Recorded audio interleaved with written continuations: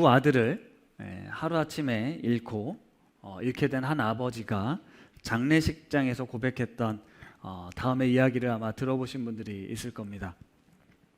첫 번째, 나 같은 죄인의 혈통에서 순교의 자식이 나게 하셨으니 감사합니다. 둘째, 허다한 많은 성도 중에 어찌 이런 보배를 내게 맡겨주셨는지 감사하며, 셋째, 삼남 삼녀 중에서도 가장 아름다운 두 아들 장자와 차자를 바치게 된 나의 축복을 감사합니다. 넷째, 한 아들의 순교도 귀하다 하거늘 두 아들이 순교하게 해주심을 감사하고, 다섯째, 예수 믿다 누워서 죽는 것도 큰 복이라 하거늘 하물며 전도하다 총살 순교함이리요. 여섯째, 미국 가려고 준비하던 내 아들 미국보다 더 좋은 천국 갔으니 내 마음 안심되어 감사함이며, 일곱째, 내 사랑하는 두 아들 총살한 원수를 회개시켜 내 아들 삼고자 하는 마음 주신 하나님께 감사하고, 여덟째, 내 두 아들의 순교의 열매로 말미암아 무수한 천국의 아들들이 생길 것이 믿어지니 감사합니다. 아홉째, 이와 같은 역경 속에서 이상 8가지 진리와 하나님의 사랑을 찾을 수 있는 기쁜 마음, 여유 있는 믿음 주심을 감사합니다 라는 9가지 기도 제목, 손양원 목사님께서 자신의 두 아들 장례식 때 고백했던 내용입니다. 사랑의 원자탄이라는 별명을 갖고 있는 이 손양원 목사님은 이 여수 반란 사건 때 두 아들을 잃게 되죠. 그런데 이 아들을 죽인 원수를 양자 삼기까지 합니다. 자신의 딸, 오빠들을 죽인 원수 나는 갈 수 없어라고 했는데 그 딸을 설득해서 예수님께서 말씀하셨다. 원수까지 사랑하라고 말씀하지 않았냐. 용서하는 것을 그쳐서는 안 된다라고 해서 딸을 설득시켜서 딸을 보내서 감옥에 가서 이 사람 고문하지 마십시오. 죽이지 마십시오. 우리가 잘 양자로 삼아서 새롭게 회복시켜서 잘 살겠습니다. 이런 이야기가 있습니다. 이분의 삶이 수많은 사람에게 감동과 도전을 주게 되죠. 오늘 뜬금없이 손양원 목사님의 이 감사 제목으로 설교를 시작한 이유는 예수 그리스도로 충만한 사람, 성령으로 충만한 사람이 이 세상을 얼마나 어떻게 다르게 살아가는지를 말씀드리고자 함입니다. 성령으로 충만한 은혜를 누리는 사람에게서 어떤 언어가 나오는지, 어떤 말이 나오는지를 생각해보고, 오늘 우리가 너무 잘 아는 이 오순절 성령 강림 사건에서 다른 나라의 언어로 말을 하기 시작했다라는 이 사건의 또 다른 의미, 그것을 넘어서는 의미를 함께 나누려고 합니다. 우리가 잘 아는 사도행전 2장에는 오순절 성령 강림 사건이 나오죠. 초대교회가 시작되는 매우 중요한 사건입니다. 1장 12절에서 15절에 보면 예수님께서 제자들이 예수님과 함께 있을 때 자주 모였던 다락방에 있었습니다. 거기에는 제자들도 가족들도 또 예수님을 따르던 제자들과 여인들이 있었죠. 대략 한 120명 정도가 모였다라고 합니다. 이들이 예수님께서 말씀하신, 약속하신 성령을 기다리라는 말씀을 듣고 오순절 올 때까지 매일같이 모여 기도를 합니다. 언제일지 몰랐지만 오순절 날이 이름에 성령이 불같은 역사가 일어나게 되죠. 말씀을 준비하다가 오순절에 대해서 한번 짚고 넘어가야겠다라는 생각이 들었습니다. 유대인들은 7대 절기가 있는데 그 중에 3대 절기를 매우 중요하게 지킵니다. 신명기 16장 16절 말씀이 있는데요, 같이 한번 읽어보겠습니다. 시작. 너희 가운데 모든 남자는 1년에 3번 곧 무교절과 칠칠절과 초막절에 내 하나님 여호와께서 택하신 곳에서 여호와를 배웁되 빈손으로 여호와를 배웁지 말고. 여기 3대 절기가 나와요. 이스라엘 남자들은 1년에 3번 무교절, 칠칠절, 초막절에 예루살렘에 모여서 같이 절기를 지켰습니다. 무교절은 우리가 잘 아는 유월절과 이어지는 절기로서 하나님께서 우리 이스라엘 백성을 구원하신 날을 기념하는 절기입니다. 그리고 초막절이 나오는데, 초막절은 이제 가을 추수 절기예요.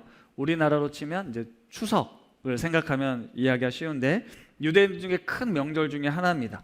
하나님께서 우리를 먹이시고 입히시고 돌보셨다라는 것에 대해서 감사하면서 광야 생활 당시 이스라엘을 인도하셨던 하나님, 그 하나님을 기억하고 7일간 초막에 지내면서 이 절기를 보내죠. 그래서 초막에서 지낸다 그래서 장막절이라고도 부르고 수장절이라고도 부릅니다.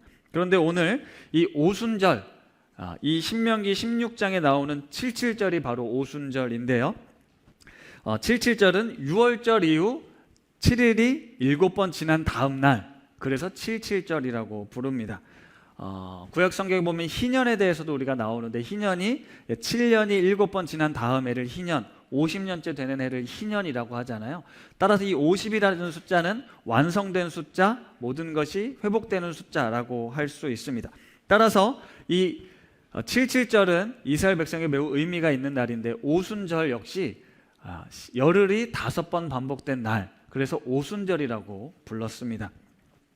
그런데 이 오순절날 어떤 일이 있었냐? 이 77절날 어떤 일이 있었냐? 이스라엘이 애굽으로부터 이제 탈출하고 나서 광야에서 40일을 지내고요. 시내 광야에 이르게 됩니다. 그리고 모세가 시내산에 올라서 하나님으로부터 이렇게 십계명을 전달받게 되죠. 그때가 바로 열흘째 되는 날이었어요. 따라서 이스라엘에게는 이 50일째 되는 날, 6월절을 지나고 50일째 되는 날 하나님께서 우리를 언약 백성 삼으시면서 주신 계명, 이 십계명을 우리에게 주셨다라는 걸 기념하는 날이어서 사실 오순절이라는 날은 매우 의미 있는 날로 지키고 있었던 것이죠. 그런데 이날 성령께서 강림하셨다라고 해서 성령님이 강림하시고 교회가 시작되었다라는 것에 의미를 두고 우리는 이제 성령 강림 주일로 이제 강조해서 지키고 있는 겁니다. 그런데 예전에 오순절 그러면 보통 뭐가 떠오르시죠? 오순절 하면 이제 순복음이 많이 떠오르시잖아요. 한동안은 이제 순복음이 오순절파, 오순절 개통 이렇게 해서 강조가 됐는데 요즘은요 안상홍 증인회, 요즘은 안상홍 증인회라고 안 하고 하나님의 교회라고 하는데 하나님의 교회가 대대적으로 오순절을 홍보하고 있습니다. 이 교회는 이 구약의 7대 절기를 꼭 지켜야 된다. 그 중에 3대 절기는 더더욱 엄격하게 지키고 이 오순절을 앞두고 열흘 전부터 모여서 아침 저녁으로 기도하면서 성령 강림을 기다리는 그런 곳인데요. 제가 설교를 준비하면서 오순절의 유래라고 이렇게 검색을 해서 쭉 기사가 떴는데 놀란 거죠. 모든 글들이 하나님의 교회 사람들이 쓴 글들이었던 거예요. 그래서 이걸 좀 말씀을 드려야겠다. 오순절 어디를 갔는데 오순절을 너무 강조하고 오순절 열흘 전부터 모여서 기도를 한다. 여기가 물론 하나님의 교회는 지금 대독 거푸교를 하고 있는데 우리가 구약 이스라엘이 지켰던 절기를 꼭 엄격하게 지켜야 되냐? 꼭 그럴 필요는 없지만 그 정신들은 우리가 지켜야 될 필요가 있습니다. 특히 오순절날 어떤 일이 있었고 성령 강림 이전에는 왜 유대인들이 그 날을 지켰는가? 하나님께서 우리를 언약 백성 삼으시고 말씀을 주셨던 그 날이었다라는 걸 기억하셔야 됩니다. 따라서 우리가 절기들을 지킴에 있어서 이 날이 어떤 의미이고 우리에게 어떤 시간들인가를 기억하는 건 매우 중요한데 이제 저희도 성령 강림주의를 그래서 지키죠. 하지만 올해 우리가 사도행전 말씀을 보면서 꼭 그날이 아니어도 우리가 매일 이 성령 강림을 사모하고 성령의 충만한 은혜를 구했으면 좋겠습니다. 어쨌든 오순절 마가의 다락방에 이 제자들이 특별한 체험을 하죠. 호련히 하늘로부터 급하고 강한 바람 같은 소리가 들려오고요. 마치 불의 혀처럼 갈라지는 것들이 거기에 모여있는 각 사람 머리 위에 임했다라고 합니다. 그리고 그들이 다 성령의 충만함을 받고 성령의 말하게 하심을 따라 다른 언어들로 말하기를 시작하죠. 다른 언어들로 말하기를 시작했다라고 기록된 내용으로 봤을 때 우리가 보통 생각할 땐 막 열심히 모여서 기도하다가 이렇게 방언이 터져서 못 알아듣는 말들을 하는 그런 방언을 생각할 수도 있지만 다른 언어들로 말하기를 시작했다라는 걸 보면 뭔가 외국말로 설교를 했던지 어떤 이야기들을 했을 거라고도 추측해 볼 수 있습니다. 보통 우리가 이제 방언 그러면 이제 하시는 분들도 계실 테니까요. 나도 모르는 내가 하면서도 내가 무슨 말을 하는지 모르는 말들을 우리가 이제 방언이라고 하잖아요. 그리고 내 혀가 막 지 맘대로 막 움직이면서 이상하게 나오는 말들을 이제 방언이라고 생각하는데 그런 방언을 받는 분들도 있다고 하더라고요. 정말 외국어를 하는 방언을 받는 분들도 있다고 들어보긴 했는데 오늘 본문에 나오는 방언은요 못 알아듣는 말이 아니었습니다. 예루살렘의 당시 천하 각국에서 사람들이 모여 있었거든요. 그런데 그들이 자신들의 말, 자신들의 모국어로 듣고 있는 거예요. 그러니까 못 알아듣는 말이 아니라 외국 사람들이 자기들이 알아들을 수 있는 말로 그들이 말하기를 시작했다라는 거죠. 11절에 보면 그곳에 모인 여러 나라 사람들이 자신들의 언어로 하나님의 큰 일을 말함을 듣는도다라고 기록되어 있습니다. 자기들의 언어로 하나님의 큰 일을 말하는 걸 듣게 된 거예요. 지금 오순절 성령 강림 사건 때 이 제자들이 모여있던 사람들이 했던 방언은 외국 사람들이 알아듣는 하나님의 큰 일들을 말했다라는 것입니다. 그래서 그들이 들으면서 이게 어떻게 된 일이냐라고 놀란 거예요. 여기 모여있는 이 갈릴리 사람들은 못 배운 사람들인데 어떻게 영어도 하고 아랍어도 하고 헬라어도 하고 그리스어도 하고 로마 말도 하고 그럴 수 있냐, 아프리카 말까지. 이게 놀랬고요. 그리고 그들이 듣게 된 내용이 뭐라고요? 하나님의 큰 일이었다라는 것, 그들이 듣고 놀라게 되었다라고 기록되어 있습니다. 제가 이 말씀을 묵상하면서 지난주에 전해드렸던 말씀과 이렇게 연결 지어보려고 합니다. 지난주에 제가 성령의 충만함이 우리의 존재를, 우리가 그리스도인으로서 온전하게 살아갈 수 있도록 그리스도인다운 충만함을 완성시키는 것을 바로 성령 충만이라고 말씀을 드렸어요. 그리고 십자가의 능력에 대해서 말씀드렸을 때 십자가의 능력은 깨어진 관계를 풀어내는 능력이다라고 말씀을 드렸습니다. 하나님과 우리 사이의 관계뿐만 아니라 사람과 사람 사이의 깨어진 관계를 회복하는 것. 그래서 예루살렘과 유대와 사마리아와 땅끝을 어떤 지역과 공간의 개념으로만 생각하지 말고 우리 삶의 모든 관계에 대입해보자라고 말씀을 드렸죠. 실제로 이 성령님이 오셔서 그들이 외국의 말들, 외국어를 함으로써 하나님께서 말씀하신 그 약속 있잖아요. 예루살렘, 유대, 사마리아 땅끝까지 이르러 내 증인이 되려면 그들의 말을 할 수 있어야 되는데 그 언어를 하게 되었다라는 거예요. 이건 하나님의 놀라운 역사고 선물이라고 할 수밖에 없습니다. 그런데 제가 여기서 주목하고 싶은 건 4절 말씀이에요. 같이 한번 읽어보도록 하겠습니다. 시작.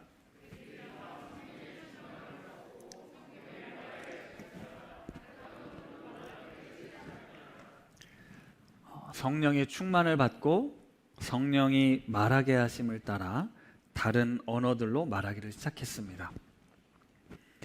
성령께서 말하게 하셨는데요, 내가 미리 영어를 공부했던 것도 아니고 외국어를 공부했던 것도 아닙니다. 아무것도 몰랐는데 성령께서 말하게 하시니까 배우지도 않고 노력도 하지 않았는데 그런 말들이 나오게 된 거예요. 놀랍죠? 하나님께서 증인이 되라라고 말씀하시고 증인으로 살아갈 수 있도록 놀라운 기적적인 방법으로 그들에게 능력을 부어주신 겁니다. 우리가 성령으로 살아간다라고 할 때, 우리가 성령의 충만한 존재로 살아간다고 할 때 우리의 언어와 우리의 말은 내가 그동안 알아왔고 내가 알고 있는 지식, 이것을 말하는 것이 아닙니다. 우리는 성령의 말하게 하심을 따라 말하기를 사모해야 합니다. 우리가 사모해야 하는 건, 그리스도인으로 살아가면서 사모해야 하는 건 성령의 말하게 하심을 따라 내가 말하기를 사모해야 한다는 거죠. 관계를 풀어내는 능력도 마찬가지인데요. 며칠 전에 이제 큰아들이 탭을 보고 뭘 보고 있어서 제가 방에 들어가서 봤더니 이제 게임 방송을 보고 있는 거예요. 제가 기가 막혀가지고 야, 뭘 이런 걸 다 보냐 그랬더니 대꾸도 하지 않습니다. 그래서 내가 스타크래프트야? 그랬더니 비웃는 거예요. 스타크래프트가 아니었던 거죠. 옆에서 다른 아들이 아빠 그거 롤이에요 그러는 거야. 롤이 뭐냐? 더 이상 대화가 이어질 수가 없었습니다. 그런 게임이 있대요. 컴퓨터라는 게임인데 저희 집에서는 컴퓨터 게임을 안 하거든요. 다 핸드폰으로 게임을 하니까 자기가 하지도 않는 게임을 뭐하러 보고 있는지 저는 도무지 이해가 안 돼서 대화를 이어갈 수는 없었습니다. 제가 말하는 언어는 우리 아들들에겐 전혀 먹히지 않는 언어들이죠. 그러면서 저는 제가 이 아이들이 알아들을 수 있는 언어로 과연 말을 할 수 있을까? 이런 고민을 합니다. 저희 집엔 좋은 전통이 하나 있는데요. 초등학교를 졸업하는 아들과 아빠와 이렇게 졸업여행을 갑니다. 이번에 셋째가 이제 초등학교를 졸업하게 됐어요. 이제 방학이니까 이제 졸업여행을 준비해야 되는데 얘는 미리미리 계획을 세우는 걸 좋아하는 것 같아요. 아빠 어디 갈까요? 숙소는 어떻게 할까요? 근데 저는 그런 스타일이 아닙니다. 닥쳐서 하는 걸 좋아하죠. 그래서 이제 몇 번 만나서 의논을 했다가 얘랑은 좀 진짜 안 맞는 것 같다 느낌을 받으면서 2월 중순에 날짜는 잡았습니다. 그리고 대충 어디를 갈지는 정했어요. 그러면서 문득 큰애와 떠났던 졸업여행이 생각이 났습니다. 그때 당시 사춘기를 심하게 앓고 있던 아들과 아빠와 단둘이 1박 여행을 떠나면 뭔가 의미 있는 일들이 있을 거다. 뭔가 대화도 하고 뭐 집에서 할 수 없었던 얘기들도 할 수 있을 거라고 생각했는데 저의 기대가 여지없이 무너졌던 여행이었습니다. 그냥 1박 2일 함께 했을 뿐 제가 생각했던, 제가 기대했던 대화들은 전혀 이루어지지 않았습니다. 그러면서 물론 이런 1박 2일의 시간이 꼭 말로 해야 대화는 아니니까 좋은 추억, 아빠와 함께 먹고 자는 것으로 좋은 시간이었을 거라고 기대를 해보는데 우리 셋째와는 어떤 여행이 될지 지금도 기대가 되면서 걱정도 됩니다. 제가 이런 말씀을 드리는 이유는 제 안에 그런 고민이 있기 때문이죠. 자녀들과 일상적인 회화, 뭐 먹었니, 잘 잤니, 뭐 이런 대화 말고 어떤 삶에 대한 이야기들을 어떤 하고 싶은 마음이 있죠. 그런데 살아가는 이야기 말고 제가 정말 관심을 갖고 있는 하나님에 대한 이야기, 신앙에 대한 이야기를 그들이 알아들을 수 있는 언어로, 그들의 말로 내가 대화할 수 있을까? 네, 이런 고민을 합니다. 저만의 고민만은 아닐 거라고 생각해요. 여기 계신 모든 분들도 내가 만난 하나님, 내가 신앙생활하는 이 경험들을 우리 자녀들과 어떻게 대화할 수 있을까? 그건 뭐 가족뿐만이 아니죠. 만나는 사람들과도 다 마찬가지입니다. 그런데 성경을 보면, 오늘 말씀을 보면 그건 제가 고민할 문제가 아니었던 거예요. 성령님이 임하시면 그들의 말을 내가 할 수 있게 된다는 거죠. 물론 여기선 다른 외국어로 이야기를 했지만 제가 드리고 싶은 이야기는 성령께서 우리 가운데 임하셔서 우리가 성령의 충만함을 받을 때 일어나는 놀라운 역사가 그들의 언어로 하나님의 큰 일을 말할 수 있게 되는 역사가 일어날 것이라는 겁니다. 명절입니다. 명절에 여러분들은 어떻게 보내세요? 뭐 신앙이 같고 믿는 가족들과 있는 집도 있지만 뭐 제사를 드리는 집도 있을 거고요. 신앙이 다른 사람들과 어울려야 되는 분들도 있을 겁니다. 그런 분들과 소통하는 일들이 어려우시죠? 쉽지 않습니다. 가족들도 그렇고요.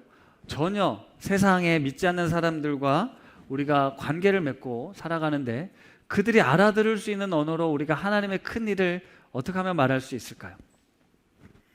제가 이번 주에 이제 머리를 자르고 왔잖아요. 미용을 하고 왔는데 한 달에 한 번씩 만나는 미용실 여사장님이 계십니다. 그분은 제가 목사라는 사실을 잘 아셔서 아주 꼼꼼하게 머리를 다듬어 주세요. 예전에 제가 3,000원짜리 머리 깎는 거기랑은 다르고요. 이분은 매우 세심하게 오래오래 깎아주십니다. 그러면서 대화를 많이 하세요. 이번 주에는 목사님 어려운 사람들 얘기 들어주느라고 힘드시죠? 이런 얘기를 하시는 거예요. 그래서 뭐 제 하는 일이 그렇죠? 뭐 이런 얘기를 하면서 본인의 힘든 얘기도 하시고 가족 얘기도 하시는데 그분은 교회도 안 다니시고 예수님도 잘 모르는데 지난주에 증인되는 삶을 살라라고 말씀하셨는데 이분이 알아들을 수 있는 언어로 나는 어떻게 하나님 나라를 예수 그리스도를 전할 수 있을까? 이번 주에는 머리를 깎으면서 그런 고민을 좀 진지하게 해보게 됐습니다. 잘 듣고 포인트를 잘 잡아서 언젠가 한번 복음을 전해야지라고 생각했는데요. 우리가 이 땅을 살아가면서 성령의 말하게 하심을 따라 말할 수 있는 그런 우리 성도님들이 되시면 좋겠습니다. 제가 화요일 날에는 교직원들이 이제 경건회를 합니다. 이번 주 화요일에는 최종호 목사님이 인도 오셨는데 말씀을 나누고 이제 질문을 하셨어요. 2가지 질문을 하셨는데 그 2번째 질문이 여러분들은 우신교회가 앞으로 어떤 모습으로 세워지길 바라는가라는 질문을 이제 하셨어요. 참 어려운 질문을 우리가 막 툭툭 던져서 생각해 보게 되는데 그날 이제 다른 분들이 먼저 대답하시고 제가 하나님 나라를 세우는 공동체, 우리 교회 비전입니다. 주보에 보시면 하나님 나라를 세우는 공동체라고 써 있죠. 그리고 이런 내용이 기록되어 있습니다. 하나님이 주인 되신 높은 뜻 우신교회 성도들은 삶의 모든 자리에서 하나님의 나라를 이루어갑니다 라는 우리 교회의 비전입니다. 하나님 나라를 세워가는 공동체, 그리고 여러분들의 삶의 자리에서 각각 하나님의 나라를 이루어가는 꿈, 저는 우리 교회가 그런 교회가 되면 좋겠습니다. 그리고 여러분들도 함께 그 꿈을 꾸셨으면 좋겠는데요. 보통은 우리가 신앙생활을 하면서 이런 일들을 주로 합니다. 세상이 너무 험악하고 죄가 관영하다 보니까 우리 자녀들도 그렇고 우리도 그렇고 보다 더 안전하게 이 세상을 살아가도록 우리 안에 울타리를 치게 됩니다. 신앙적 안정감을 주는 우리만의 교회를 건축하게 되고요. 나와 성격이나 신앙적 색깔이 다른 사람들은 배제를 합니다.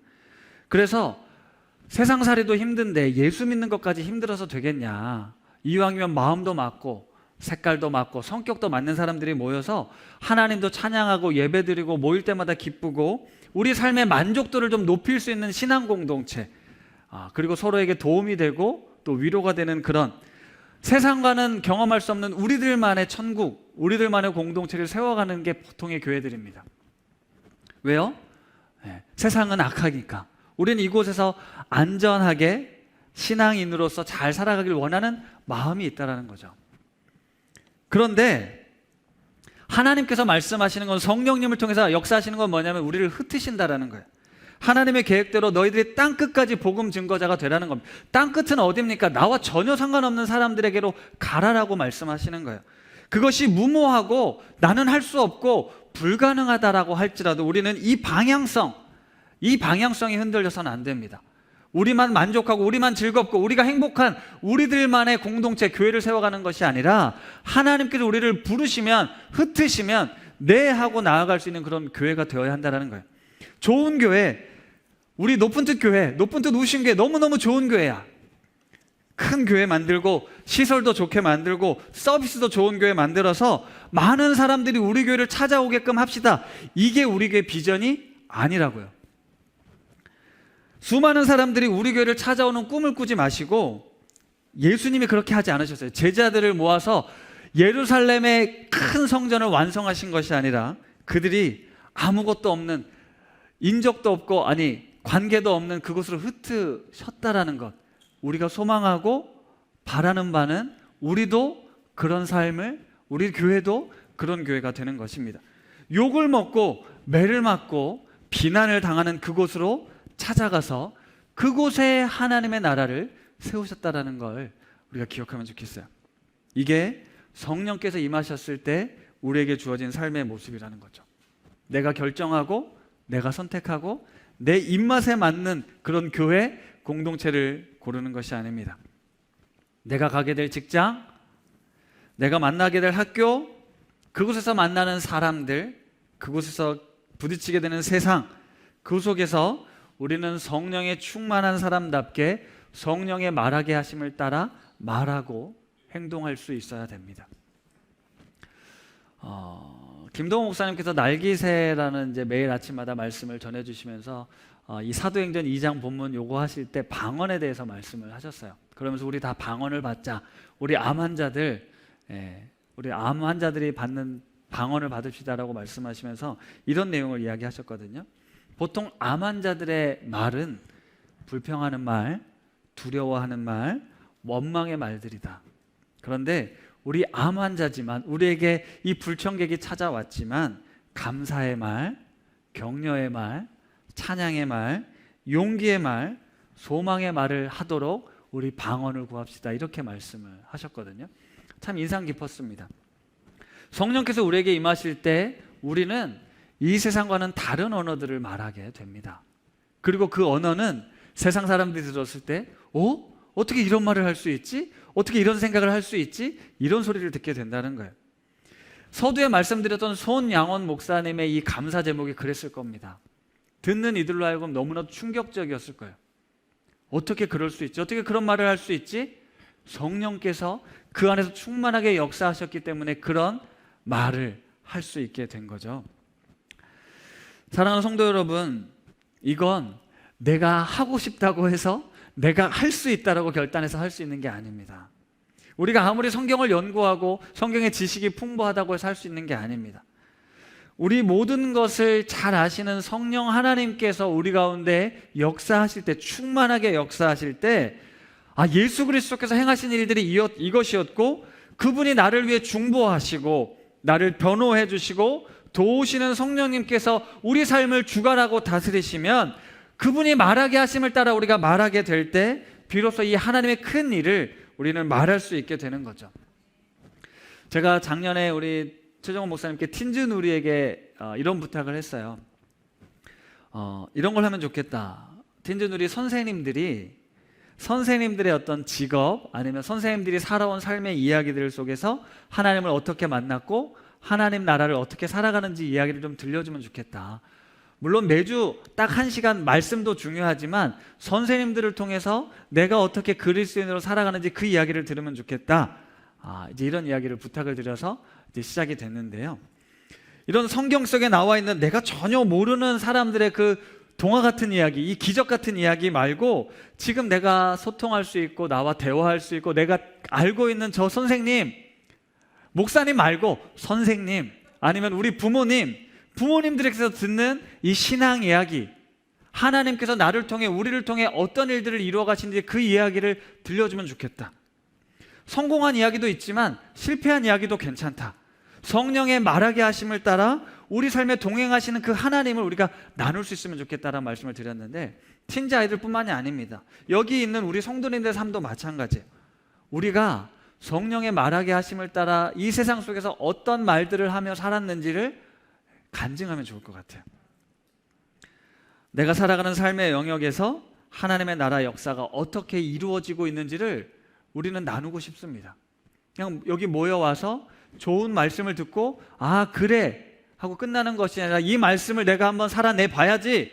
내 직장에서 말도 안 된다라고 생각하는 나를 비난하고 나를 이상하게 쳐다볼 수 있는 그곳에서 내가 성령 충만함을 따라 성령의 말하게 하심을 따라 이런 말들을 할 수 있도록 그런 삶을 살아보고 우리가 이곳에 와서 순모임에서 그런 나눔들이 있었으면 좋겠습니다. 땅끝 해외 선교를 위해서가 아니라 나의 일상에서 하나님의 나라를 증거하기 위해 지금 내 주변에 맡겨주신 이 사마리아 땅끝의 사람들, 그들에게 예수 그리스도의 사랑을 전하기 위해 성령의 충만함 받기를 사모하시는 우리 성도님들 되시기를 바랍니다. 그래서 이번 주 금요일 저녁에 있을 하나감 기도회에 많은 분들이 오셨으면 좋겠습니다. 말씀을 마무리하겠습니다. 오순절 성령 강림 사건은 창세기에 나왔던 바벨탑 사건 이후 언어가 통하지 않아서 뿔뿔이 흩어져 자기들만의 인생을 살아가던 이들에게 다시 다양해진 그들의 언어로 하나님 나라의 일, 하나님 나라의 큰 일을 말해주는 그런 놀라운 역사였습니다. 인간의 죄로 말미암아 우리는 제각각의 삶을 살게 됐어요. 각자가 무언가 헤매이는, 뭔가 채우고 싶지만 채울 수 없었던 그런 삶을 각자 살아갑니다. 하나님을 모른 채 말이죠. 그들이 돈을, 과학을, 지식을 우상으로 섬기며 여기에 행복이 있을 거다, 이것이 영생이 있을 거다라고 하지만 사실 인간은 인간의 힘으로 그것을 도달할 수가 없습니다. 하나님께서 위로부터 부어지는 능력, 하나님께서 예수 그리스도를 우리에게 보내주셨을 때 우리에게 비로소 구원의 은혜가 임하게 되는 것이고 성령이 우리 가운데 임하실 때 우리가 비로소 증인된 삶을 살게 되는 거죠. 오순절 성령 강림 사건은 이 깨어진 세상에 예수 그리스도로 말미암아 하나님의 나라, 하나님의 그 영광을 이루기 위해 시작된 그 시작의 역사가 바로 성령 강림의 역사였습니다. 우리 역시도 성령이 우리 가운데 충만하게 임하실 때 비로소 그리스도인으로서의 삶을 살아가게 되죠. 예수 그리스도 안에서 다시 하나게 되게 하는 사건, 바로 그 중심에 교회가 있었습니다. 그리고 교회된 우리들이 있었죠. 그 사명을 감당하기 위해 우리가 성령의 충만함을 사모하고 싶습니다. 우리의 가정과 우리의 일터와 세상 속에서, 그리고 저 북녘 땅과 저 해외 열방 가운데 하나님께서 나를 이끄시는, 나를 보내시는, 나를 만나게 하시는 그곳이 어디든 내가 예수 그리스도의 증인된 존재라는 사실을 기억하고 성령의 말하게 하심을 따라 말하시는 우리 성도님들 되시기를 축복합니다.